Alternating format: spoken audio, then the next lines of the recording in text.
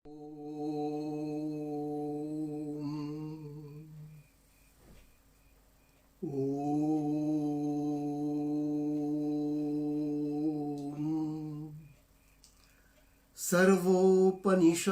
गावो दुग्धा गोपालनन्दनः पार्थो वत्सः सुधीर्भोक्ता दुग्धं गीतामृतं महत् एकं शास्त्रं देवकी पुत्रगीतम् एको देवो देवकी पुत्र एव एको मंत्रस्य तस्य नामानि यानि कर्माप्येकं तस्य देवस्य सेवा। ओम नमो भगवते वासुदेवाय। ओम नमो भगवते वासुदेवाय। ओम नमो भगवते वासुदेवाय। जय श्री कृष्ण।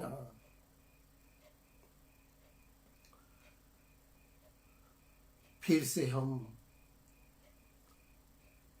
आगे, आप भी आगे, हम सब मिलकर श्रद्धा भक्ति भाव के साथ श्रीमद् भगवद गीता पारायण करने जा रहे हैं। तो ज्यादा देर न करते हुए और शुरू करते हैं। आज 8वां अध्याय देखने जा रहे हैं, सुनने जा रहे हैं। श्री कृष्ण भगवान आज क्या बोलेंगे सुनने जा रहे हैं। तो 8वां अध्याय के शुरुआती में अर्जुन प्रश्न पूछ रहा है। अर्जुन उवाच किम तद्ब्रह्म किम अध्यात्मम किम कर्म पुरुषोत्तम अधिभूतं च किम प्रोक्तमधिदैवम किम उच्यते। अर्जुन बोले, हे पुरुषोत्तम, इस ब्रह्म का क्या स्वरूप है, अध्यात्म क्या है, कर्म क्या है, अधिभूत किसे कहते हैं, अधिदैव क्या कहलाता है। एक ही बार इतने प्रश्न पूछते हैं अर्जुन। अधिदैव यज्ञः, हे मधुसूदन, इस देह में अधियज्ञ क्या है और किस प्रकार है, और संयमी आपको मृत्यु के समय किस तरह पहचान सकता है। बहुत बढ़िया प्रश्न है, सुनिए।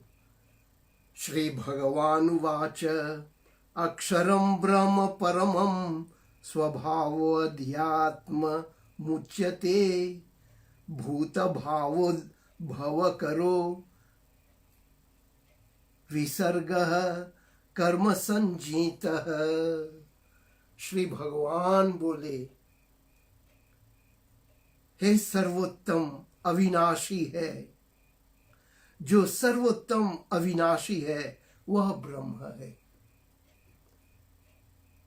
जो सर्वोत्तम अविनाशी है वह ब्रह्म है। प्राणी मात्र में अपनी सत्ता से जो रहता है वह अध्यात्म है, और प्राणी मात्र को उत्पन्न करने वाला सृष्टि व्यापार कर्म कहलाता है। अधिभूतम क्षरो भावः पुरुषश्चाधिदैवतम अधियज्ञोऽहमेवात्र देहे देहभूतां वर। हे अर्जुन, अधिभूत मेरा नाशवान स्वरूप है। अधिदैवत उसमें रहने वाला मेरा जीव स्वरूप है। और हे मनुष्य श्रेष्ठ, अधियज्ञ इस शरीर में स्थित किंतु यज्ञ द्वारा शुद्ध हुआ जीव स्वरूप है। हे अर्जुन, अंतकाल में मुझे ही स्मरण करते करते जो देह त्याग करता है वह मेरे स्वरूप को पाता है, इसमें कोई संदेह नहीं है। अंत समय जो मुझे ध्यान करता है, अंत समय मुझे ही स्मरण करते करते देह त्याग करता है, वह मेरे स्वरूप को पा जाता है। तो स्पष्ट है, यहां बहुत स्पष्ट रूप से समझाया गया है। यम यम वापि स्मरन् भावम त्यजत्यन्ते कलेवरम तम तमेवैति कौन्तेय सदा तद्भाव भावितः। हे कुंती पुत्र, नित्य जिस जिस स्वरूप का ध्यान मनुष्य करता है, उस स्वरूप को अंत समय में भी स्मरण करता हुआ वह देह छोड़ता है और इससे वह उस स्वरूप को पाता है। इसलिए सदा मुझे स्मरण कर और जूझता रह। इस प्रकार मुझ में मन और बुद्धि रखने से अवश्य मुझे पाएगा। हे पार्थ, चित्त को अभ्यास से स्थिर करके और कहीं न भागने देकर जो एकाग्र होता है वह दिव्य परम पुरुष को पाता है। जो मनुष्य मृत्यु समय में अचल मन से भक्ति से युक्त होकर और योग बल में भ्रिकुटी के बीच में अच्छी तरह प्राण को स्थापित करके सर्वज्ञ पुरातन नियंता सूक्ष्मतम सबके पालनहार अचिंत्य सूर्य के समान तेजस्वी अज्ञान रूपी अंधकार से पर स्वरूप का ठीक स्मरण करता है, वह दिव्य परम पुरुष को पाता है। बहुत सरल भाषा में, आसान भाषा में कृष्ण भगवान बहुत अच्छी तरह से समझा रहे हैं। देखिए और आगे क्या बोलते हैं।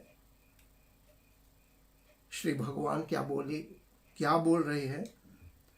जिसे वेद जानने वाले अक्षर नाम से वर्णन करते हैं, जिसमें वीत राग मुनि प्रवेश करते हैं और जिसकी प्राप्ति की इच्छा से लोग ब्रह्मचर्य का पालन करते हैं, उस पद का संक्षिप्त वर्णन में तुझसे कहूंगा। सुनिए, इंद्रियों के सब द्वारों को रोककर मन को हृदय में ठहराकर मस्तक में प्राण को धारण करके समाधिस्थ होकर ओम ऐसे एकाक्षरी ब्रह्म का उच्चारण और मेरा चिंतन करता हुआ जो मनुष्य देह त्यागता है वह परम गति को पाता है।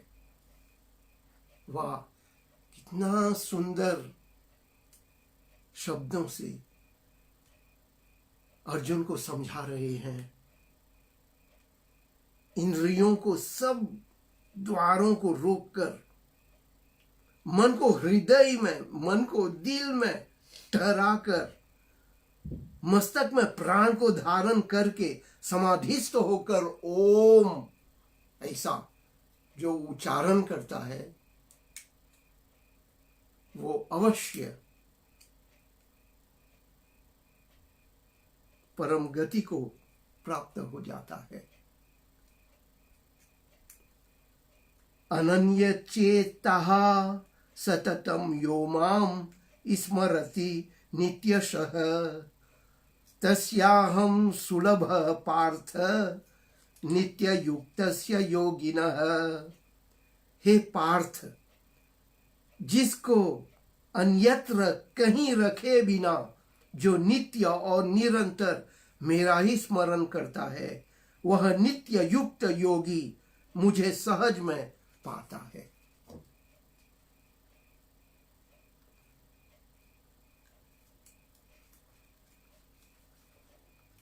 श्री कृष्ण भगवान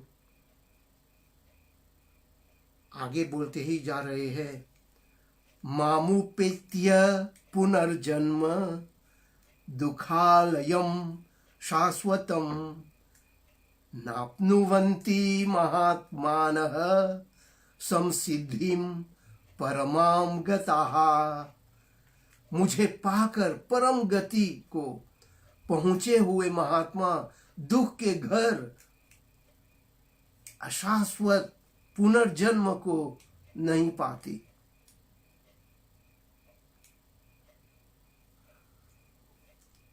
दुखालयम, इस शब्द पर ध्यान डालिए ना। दुखालयम, ये जो दुनिया है ना, ये एक दुखालयम ही है, दुख का घर है,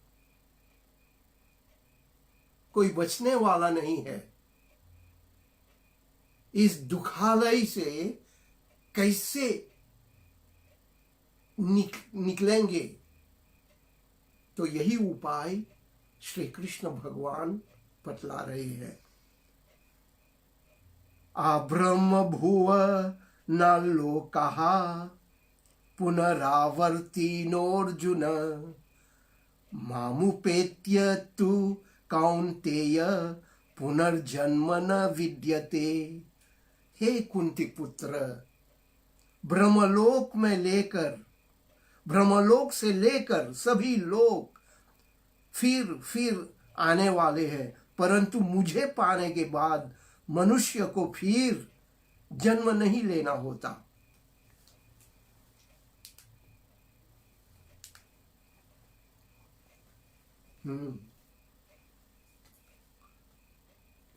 साधारण लोग बारंबार इस लोक में, इस दुनिया में जन्म ही लेते हैं। जैसे आदि शंकराचार्य ने कहा, पुनरपि मरणम पुनरपि जननम पुनरपि मरणम पुनरपि जननम पुनः पुनः। फिर से जन्म लेना, फिर से मरना, फिर से जन्म लेना, फिर से मरना, जन्म मरण, मरण जन्म, यही चक्र चल रहा है। लेकिन श्री कृष्ण भगवान बोल रहे हैं यहां, ब्रह्मलोक से लेकर सभी लोग फिर जाने वाले हैं, परंतु मुझे पाने के बाद मनुष्य को फिर जन्म नहीं लेना होगा। आगे बोलते हैं, सहस्र युग पर्यंतम अहर्यद ब्रह्मणो विदुः रात्रिम युग सहस्रांताम ते हो रात्रविदो जनाः। 1000 युग तक का ब्रह्मा का एक दिन और 1000 युग तक की ब्रह्मा की एक रात जो जानते हैं, वे रात दिन के जानने वाले हैं। इसे समझना पड़ेगा। ब्रह्म के एक दिन क्या होता है, ब्रह्म के एक रात क्या होता है, ये समझने वाली चीज है। बहुत बहुत कठिन भी है समझने के लिए। हम यहाँ विस्तार पूर्वक नहीं बोल सकते हैं, फिर भी आप जानिए यहाँ के जो एक दिन है कुछ नहीं है, वो तो 1 मिनट के समान भी नहीं है। ब्रह्मलोक के जो एक दिन है वो न जाने कितने हजारों वर्ष होता है यहाँ पर, हमारे यहाँ। तो ये एक बड़ी भारी गणित है। तो फिर भी कृष्ण भगवान समझा रहे हैं, ब्रह्मा का दिन आरंभ होने पर सब अव्यक्त में से व्यक्त होते हैं और रात पड़ने पर उनका प्रलय होता है, अर्थात अव्यक्त में लय हो जाते हैं। यानी हमें यह समझना चाहिए, यह जानकर भी मनुष्य को समझना चाहिए कि इसके हाथ में बहुत थोड़ी सत्ता है। उत्पत्ति और नाश का जोड़ा साथ साथ चलता ही रहता है। कृष्ण भगवान आगे बोलते हैं, भूतग्रामः स एवायं भूत्वा भूत्वा प्रलीयते रात्र्यागमे वशः पार्थ प्रभवत्य हरागमे। हे पार्थ, यह प्राणियों का समुदाय इस तरह पैदा होकर रात पड़ने पर बरबस लय हो जाता है और दिन उगने पर उत्पन्न होता है। इस अव्यक्त से परे दूसरा सनातन अव्यक्त भाव है। समस्त प्राणियों का नाश होते हुए भी वह सनातन अव्यक्त भाव नष्ट नहीं होता। जो अव्यक्त अक्षर यानी अविनाशी कहलाता है, उसी को परम गति कहते हैं। जिसे पाने के बाद लोगों का पुनर्जन्म नहीं होता, वह मेरा परम धाम है। पुरुषः स परः पार्थ भक्त्या लभ्यस्त्वनन्यया यस्यान्तः स्थानि भूतानि येन सर्वमिदं सतम। हे अर्जुन, हे पार्थ, इस उत्तम पुरुष के दर्शन अनन्य भक्ति से होते हैं। इसमें भूत मात्र स्थित है और यह सब उससे व्याप्त है। यत्र काले त्वनावृत्तिमावृत्तिं चैव योगिनः प्रयाता यान्ति तं कालं वक्ष्यामि भरतर्षभ। हे अर्जुन, जिस समय मरकर योगी मोक्ष पाते हैं और जिस समय मरकर उन्हें पुनर्जन्म प्राप्त होता है, वह काल है भरतर्षभ। मैं तुझसे कहूंगा, अग्निर्ज्योतिरः शुक्लः षण्मासा उत्तरायणम् तत्र प्रयाता गच्छन्ति ब्रह्म विदो जनाः। उत्तरायण के 6 महीनों में शुक्ल पक्ष में दिन को जिस समय अग्नि की ज्वाला उठ रही हो, उस समय जिसकी मृत्यु होती है, वह ब्रह्म को जानने वाला ब्रह्म को पाता है। धूमो रात्रिस्तथा कृष्णः षण्मासा दक्षिणायनम् तत्र चांद्रमसं ज्योतिर् योगी प्राप्य निवर्तते। दक्षिणायन के 6 महीनों में कृष्ण पक्ष में रात्रि में जिस समय धुआं फैला हुआ हो उस समय मरने वाले चंद्रलोक को पाकर पुनर्जन्म पाते हैं। तो यहां पर दक्षिणायन उत्तरायण की बात हो रही है। उत्तरायण यानी संक्रांति, मकर संक्रांति से लेकर 6 महीने ये उत्तरायण है। यानी सूर्य देवता उत्तर की ओर, उत्तर दिशा की ओर धीरे धीरे बढ़ता है। 6 महीने के बाद फिर से धीरे धीरे दक्षिणायन की ओर बढ़ता है।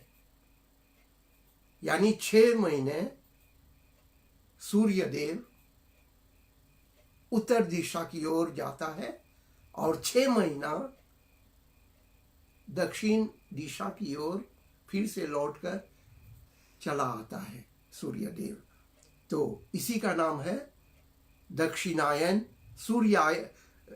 उत्तरायण और दक्षिणायन।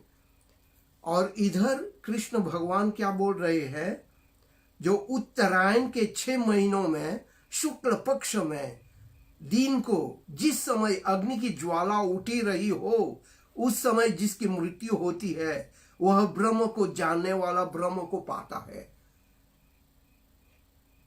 ब्रह्म को पाता है।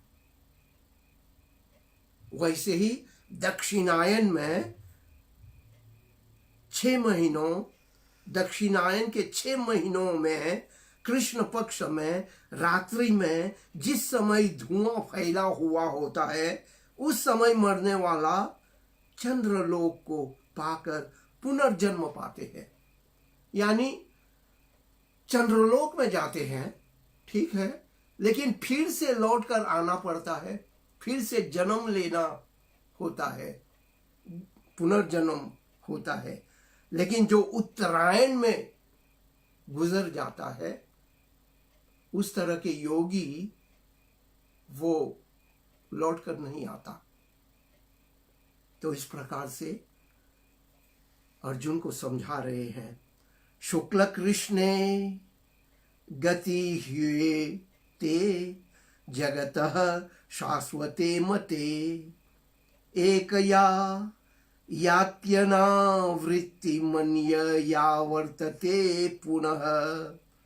जगत में ज्ञान और अज्ञान के ये 2 परंपरा से चलते आए मार्ग माने गए हैं। एक अर्थात ज्ञान मार्ग से मनुष्य मोक्ष पाता है और दूसरे अर्थात अज्ञान मार्ग से उसे पुनर्जन्म प्राप्त होता है। कृष्ण भगवान एकदम स्पष्ट शब्द आसान भाषा में बोल दिए। 2 ही तरह है, एक अज्ञान और एक ज्ञान। ज्ञान अज्ञान, जो अज्ञान के मार्ग से मनुष्य गुजरता है, अज्ञान मार्ग से गुजरता है तो अवश्य उनके पुनर्जन्म ही होता है। और जो ज्ञान मार्ग से गुजरता है उसे तो पुनर्जन्म नहीं होता है, वो जब चले जाते हैं तो मोक्ष ही पाता है, लौटने की बात यहां पर नहीं है। नैते नैते श्रुति पार्थ जानन योगी मुह्यति कश्चन तस्मात् सर्वेषु कालेषु योग युक्तो भवार्जुन।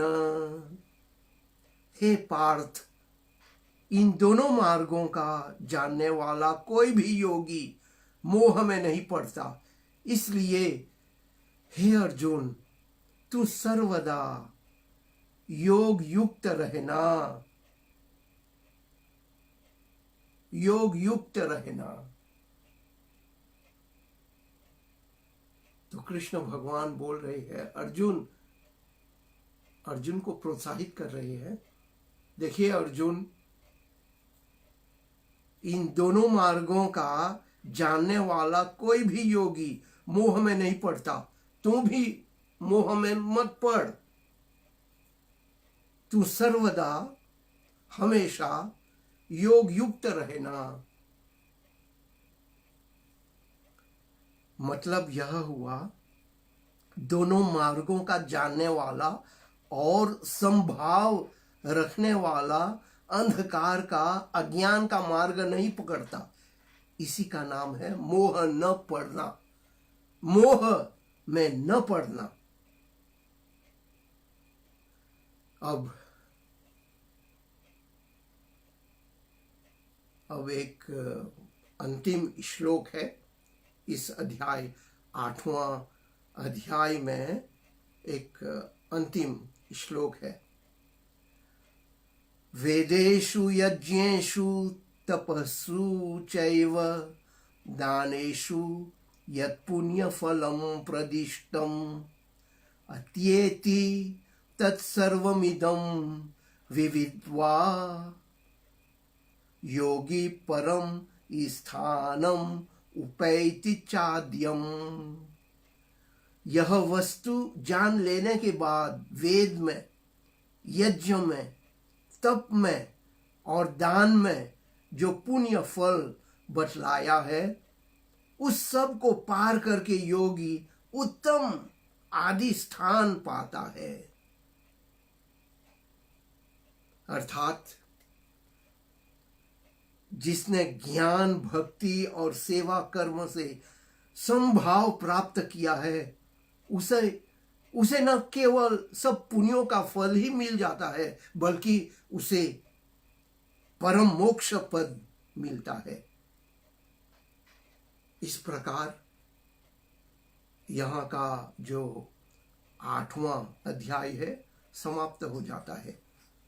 तो यह बहुत स्पष्ट हो जाता है, श्री भगवान बोल रहे हैं अंतिम समय में हमेशा उनका ध्यान करते ही रहना चाहिए। अंतिम समय में यानी मरने से पहले, अब 1 मिनट या कुछ क्षण में ही ये आत्मा जाने से पहले ईश्वर का ध्यान करना चाहिए, ताकि ईश्वर ही मिलेगा। बहुत से लोग शायद सोचते होंगे, मैं तो आनंद लूट रहा हूं इस दुनिया में, खाओ पियो मौज करो, और क्या रखा है? हाँ, सिर्फ अंतिम समय में बस भगवान का ध्यान कर लेंगे, भगवान ही हमें मिल जाएगा, मोक्ष मिल जाएगा। नहीं, ऐसी बात नहीं है। जो ऐसे सोचता है वो अज्ञानी है। अगर जीवन भर ये प्रैक्टिस नहीं किया, ध्यान, जप, तप, कीर्तन, भजन, ये सब प्रैक्टिस नहीं किया, अंतिम समय में वो सोच ही नहीं आएगी।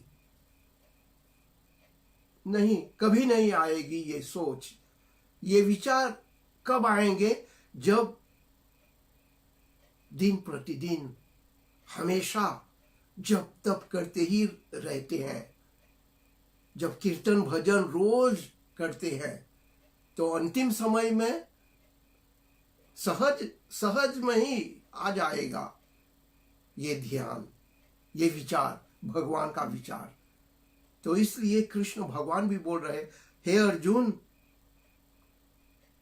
मुझे याद करना हर क्षण, ध्यान लगाना,